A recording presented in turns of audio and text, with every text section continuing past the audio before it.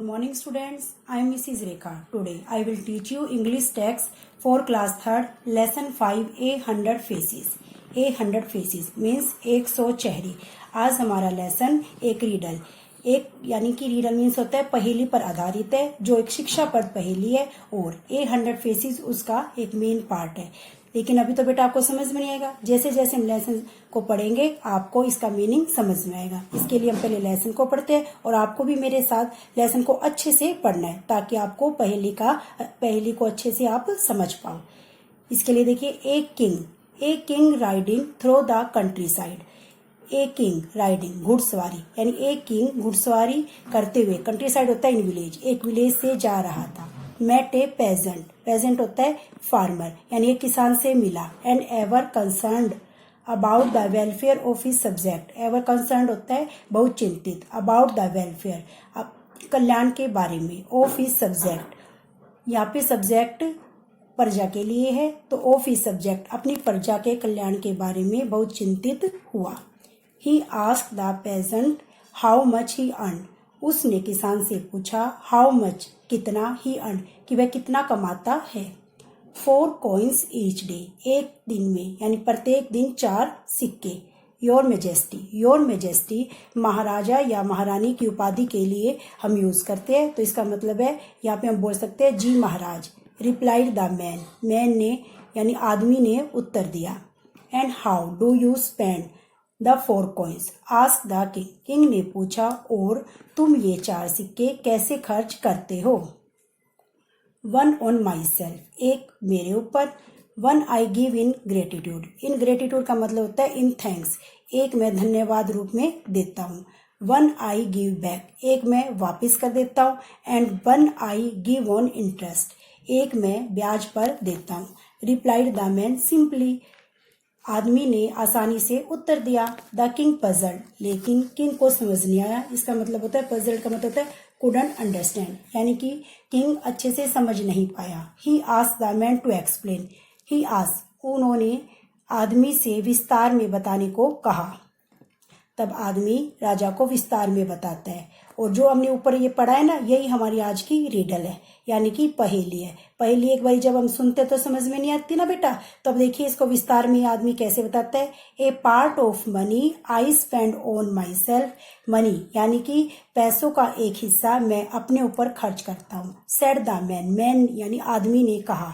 A part on my wife एक हिस्सा मैं अपनी वाइफ पर. इन ग्रेटिट्यूड धन्यवाद रूप में. फॉर ऑल उन सब के लिए. सी डज फॉर द हाउस जो वह घर के लिए करती है. A part on my parents एक हिस्सा मैं अपने माता पिता पर. टू पे उन्हें वापिस करता हूँ. Them back pay them back उन्हें मैं वापिस करता हूँ. फॉर ऑल डैट जो उन सब के लिए. दे डिड फॉर मी जो उन्होंने मेरे लिए किया उन सब के लिए मैं एक हिस्सा उन्हें वापिस करता हूँ. And A part on my children और एक पार्ट मैं अपने बच्चों पर.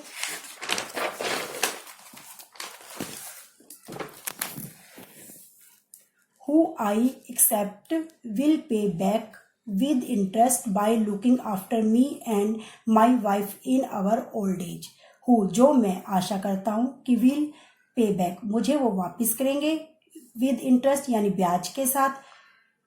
by looking हमारी देखभाल करके. after me and my wife in our old age कि बुढ़ापे में. old age यहाँ पे हम बुढ़ापा बोल सकते हैं कि हमारे बुढ़ापे में मेरी और मेरी पत्नी की देखभाल करके वो हमें वापस करेंगे. The king became very happy राजा बहुत खुश हुआ. विद द मैन्स एक्सप्लेनेशन आदमी की व्याख्या यानी जो उसने बताया उसको सुनकर राजा बहुत खुश हुआ. You have provided me a fine riddle तुमने मुझे एक अच्छी पहेली दी. सेड द किंग राजा ने कहा. प्लीज कृपया keep the answer a secret और कृपया इस आंसर यानी कि इस उत्तर को गुप्त रखना. फॉर सम टाइम कुछ समय के लिए. एट लीस्ट टिल जब तक कि. You have seen my face 100 time कम से कम जब तक कि तुम मेरा चेहरा 100 बार ना देख चुके हो. देखो बेटा अब आ गया ना हमारा ये कि 100 टाइम कि राजा कहता है कि तुम मेरा चेहरा जब तक 100 बार ना देख चुके हो इस पहेली का उत्तर किसी को मत बताना. इस प्रकार 100 टाइम हमारे लिए यहाँ पहेली का एक मेन रूप है. Will surely keep it a secret said the peasant, यानी कि किसान ने कहा कि मैं इसे अवश्य ही गुप्त रखूंगा। That very evening the king put the riddle to his courtiers. That very evening, उस अच्छी शाम, the king put the riddle to his courtier. राजा ने रिडल यानी कि पहेली को दरबारियों के सामने रखा। He told them. उन्होंने उन्हें बताया what the peasant had said in reply to his question about how he spent his money. What the peasant had said, कि किसान ने उसे क्या बताया इन रिप्लाई, उत्तर में, टू हिज क्वेश्चन, उनके क्वेश्चन के उत्तर में किसान ने उन्हें क्या बताया, about how he spend his money, कि वह अपने पैसे कैसे खर्च करता है।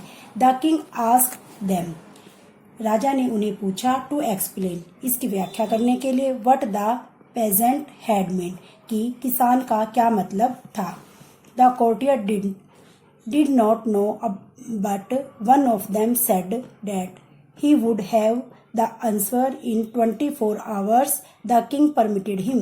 The courtier did not know, कि दरबारी नहीं जानते थे, बट परंतु वन ऑफ देम, उनमें से एक, said, कहा, that कि he would have the answer in 24 hours, कि वह उत्तर 24 घंटों में दे देगा।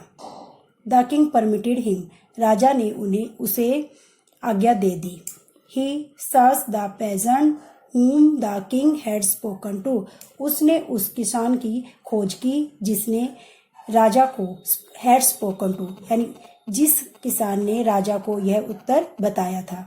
He asked to answer the riddle, उसने पहेली का आंसर पूछा। The man at first, आदमी ने पहली बार refused to tell, बताने से मना कर दिया, but परंतु was eventually persuaded to do so with the gift of a bag of coin, परंतु अंत में उसने मना लिया, यानी दरबारी ने आदमी को मना लिया, टू डू सो, ऐसा करने के लिए, विद ए गिफ्ट, एक गिफ्ट के साथ, of A bag of coin, यानी कि एक सिक्कों के बैग के गिफ्ट के साथ आदमी को मना लिया।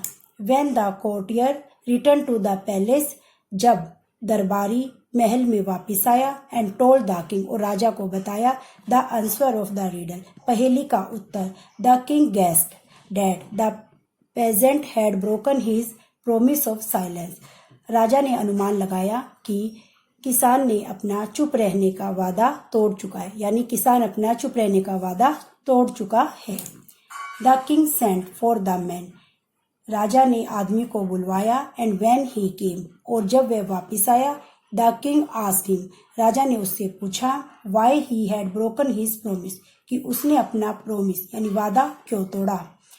डिडंट आई टेल यू, मैंने तुम्हें बताने से मना किया था, not to reveal the answer till you had seen my face 100 times, demanded the king, अत्यंत दृढ़ता से राजा ने कहा कि तुम आंसर का रहस्य जब तक नहीं खोलोगे जब तक कि तुम मेरा चेहरा 100 बार ना देख चुके हो। And I did see your face 100 times, और मैं आपका चेहरा 100 बार देख चुका था। बिफोर, पहले, I told him the answer, उसे यानी कि दरबारी को आंसर उत्तर बताने से पहले मैं आपका चेहरा 100 बार देख चुका था। योर मैजेस्टी, जी महाराज, रिप्लाइड द पेजेंट, किसान ने उत्तर दिया। He gave me a bag of 100 coins, उसने मुझे एक बैग 100 सिक्कों का एक बैग दिया। एंड ईच ऑफ देम, और उन प्रत्येक पर, had your face on it, उस पर आपका चेहरा था। The king was delighted with his wit, राजा उसकी बुद्धिमता यानी उसकी बुद्धि से बहुत खुश हुआ। एंड रिवार्डेड हिम हैंडसमली, और उसे यथोचित रूप से इनाम दिया।